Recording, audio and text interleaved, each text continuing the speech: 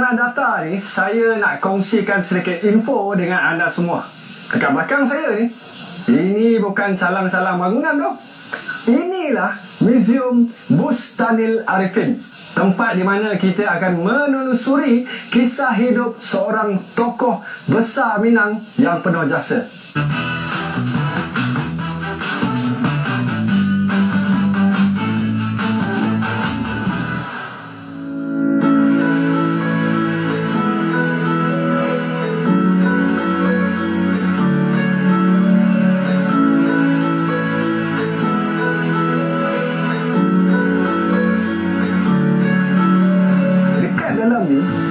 Kita boleh tahu tentang sejarah hidup beliau daripada gambar zaman muda, dokumen kerajaan, anugerah, baju rasmi, semua dekat sini. Dan yang paling penting, bila masuk dalam ni, rasa macam kembali ke zaman dulu.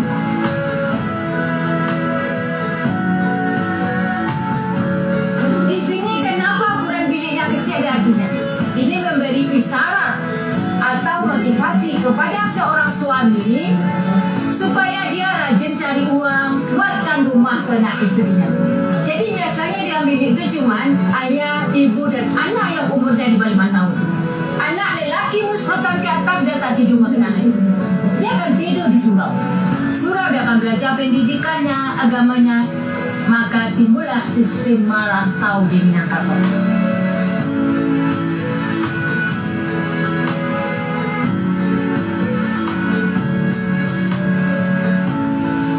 Cuba anda bayangkan, daripada ruang yang kecil macam ni, lahirnya keputusan besar yang membantu ramai rakyat kecil. Hebat bukan?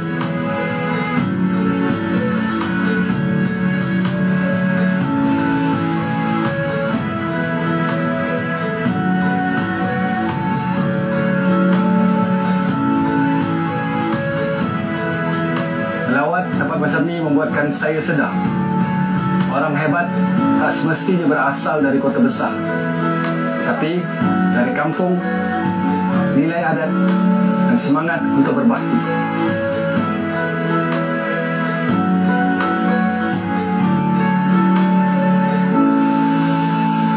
Kalau anda semua ke Tanah Datar, anda wajib untuk singgah dekat sini, menghormati perjuangan orang-orang lama, dan tanpa mereka, kita tak akan ada hari ini. Berulang kali kau menyakiti, berulang kali kau hianati, sakit ini coba fahami, ku punya hati bukan untuk disakiti.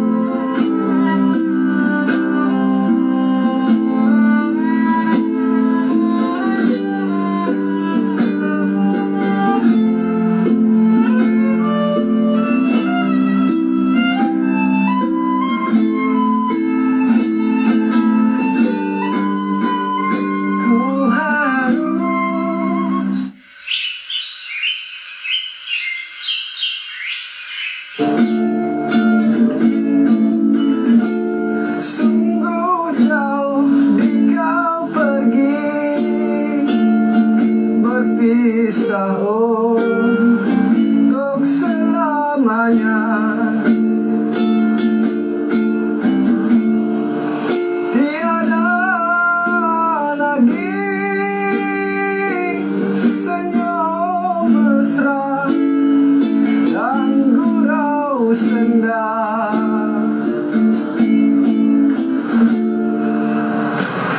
Tanah Datar bukan sekadar tempat, tetapi tapi jiwa pada budaya Minangkabau itu sendiri. Di sinilah kita boleh belajar adat berseni syarak, syarak bersendi kitabullah, falsafah hidup yang masih dipegang sehingga ke hari ini.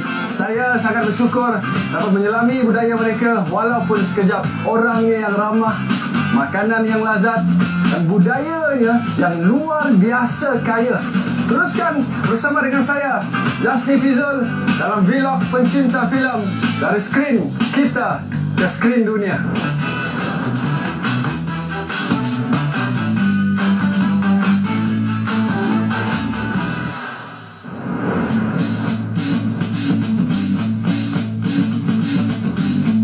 Hari ini kami merekam satu lagi pengalaman yang sangat-sangat istimewa, dan kali ini di Tanah Datar, jantung budaya Minangkabau. Kami menggunakan perjalanan terus ke salah satu mercu kebanggaan orang Minang, Istana Bahasa Pagaruyung. Istana tradisional ni bukan sekadar cantik, tapi penuh dengan sejarah dan simbol adat Minangkabau.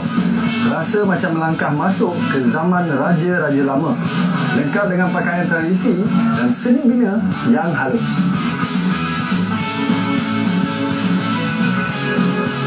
Seterusnya, kami singgah di kilang kopi Kiniko. Dekat sini, kami dapat lihat sendiri bagaimana kopi tempatan dihasilkan dari biji ke cawan. Dan yang paling best, minum kopi panas sambil makan pisang goreng rangup dengan view menghijau. Memang padu.